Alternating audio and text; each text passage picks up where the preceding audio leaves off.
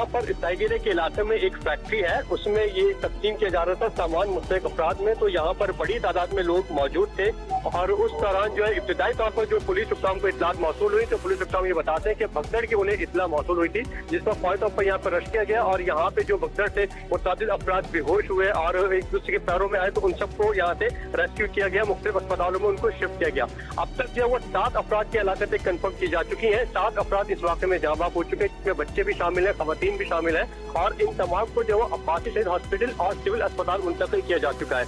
यहाँ पे इब्तिदाई तौर पर पुलिस हुक्काम बताते हैं कि उन्हें भगदड़ की इत्तला मौसूल हुई थी, लेकिन जब यहाँ पे फैक्ट्री का मुआयना किया है तो यहाँ पे कुछ पानी की लाइन भी फटी हुई है। यहाँ पे जो है वो बड़ा जो पानी यहाँ पे जमा इस फैक्ट्री के अंदर और ये एक डाइंग फैक्ट्री है और इसमें पानी की लाइनें यकीनी तौर पर होती हैं। यहाँ पे मुख्तलिफ किस्म का जो है वो सामान को डाई किया जाता है, कपड़े को डाई किया जाता है, तो इस वजह से यहाँ पे पानी की भी जो है वो लाइनें मौजूद है और यहाँ पे जो बज़ाहिर नजर आ रहा है तो लाइन भी फटी हुई यहाँ पे नजर आ रही है। तो कुछ यहाँ पे इत्तलात ये भी है कि यहाँ पे शायद करंट भी फैला है, लेकिन अभी पुलिस साहब इस बात की तस्दीक नहीं कर रहे। इमरान खान की जानिब से कहा गया, मजीद कहा कि आज़ादाना इलेक्शन ही तमाम मसाइल का हल है, मुज़ाकरात के लिए तैयार हैं, आइन और कानून से हटकर कोई बात नहीं होगी। इमरान खान ने मजीद कहा कि पाकिस्तानी फौज मेरी फौज है और पाकिस्तान हम सबका है। मजबूत पाकिस्तान के लिए मजबूत फौज इंतहाई जरूरी है। जमहूरियत के लिए तहरीक इंसाफ आखिरी हद तक जाएगी। मजीद कहा कि वकला की तहरीक में पूरी कौम उनके साथ होगी। इमरान खान की जानिब से ये कहा गया। तो आपको बताएं कि चेयरमैन तहरीक इंसाफ इमरान खान से सीनियर सहाफ़ियों की मुलाकात हुई है। सुप्रीम कोर्ट ने पंजाब और केपी में इलेक्शन से मुताल्लिक केस की समाअत के लिए फुल कोर्ट बनाने की हुकूमती अपील मुस्तरद कर दी।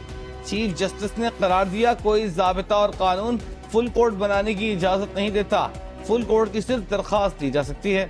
रिमार्क्स दिए कि अगर हुकूमत और अपोजिशन के मुज़ाकरात हों तो कुछ दिन वक्फा कर लेंगे, पुरअमन इंतखाबात के लिए वसाइल की ज़रूरत हुई तो उसका हुक्म देंगे, अगर अफवाज पाकिस्तान को बुलाना पड़ा तो उसका हुक्म भी जारी करेंगे। मजीद समाअत पीर तक मुलतवी। पंजाब और केपी इंतखाबात की समाअत करने वाला सुप्रीम कोर्ट का बेंच आज फिर टूट गया। जस्टिस अमीनुद्दीन के बाद आज जस्टिस जमाल खान मंदोखेल भी अलग हो गए। कहा, कल की समाअत पर अदालती हुक्मनामा तैयार करते वक्त उन्हें मशवरे के काबिल नहीं समझा गया। वो अब खुद को इस बेंच में मिसफिट समझते हैं। दुआ है इस केस में जो भी बेंच हो ऐसा फैसला आए जो सबको कबूल हो।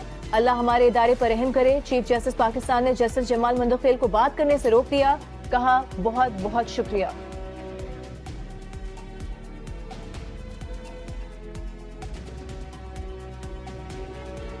आज सुप्रीम कोर्ट में केस की समाअत के दौरान चीफ जस्टिस उमरता बंदियाल जज्बाती हो गए, आवाज भर्रा गई।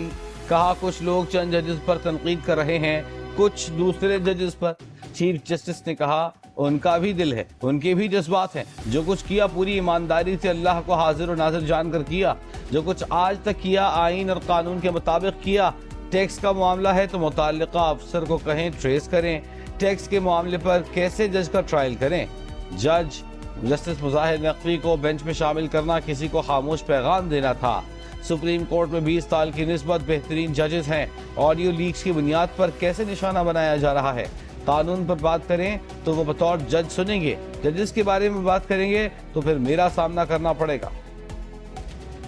विफाकी वजीर कानून आजम नज़ीर तारे ने कहा है, अक़लियती फैसलों पर अमल किया जाएगा तो बहरान बढ़ेगा। कल वजीर आजम ने इत्तेहादियों की मीटिंग रखी है। सियासी क़यादत बैठकर आइंदा का लाइहा अमल तय करेगी। हकीकत से आंखें नहीं चुरानी चाहिए। क्या ही अच्छा होता कि इस मामले में फुल कोर्ट बैठती। वजीर दाखिला राना सनाउल्लाह ने कहा कि फुल कोर्ट बेंच न बनने पर इंसाफ होता हुआ नजर नहीं आएगा, फिर इस फैसले पर अमल दरामद भी नहीं होगा। मरीम औरंगजेब ने कहा कि अगर तराजू के पलड़े बराबर नहीं होंगे तो मुल्क में बहरान होगा, फिर हर गली और मोहल्ले में सुप्रीम कोर्ट लगेगी।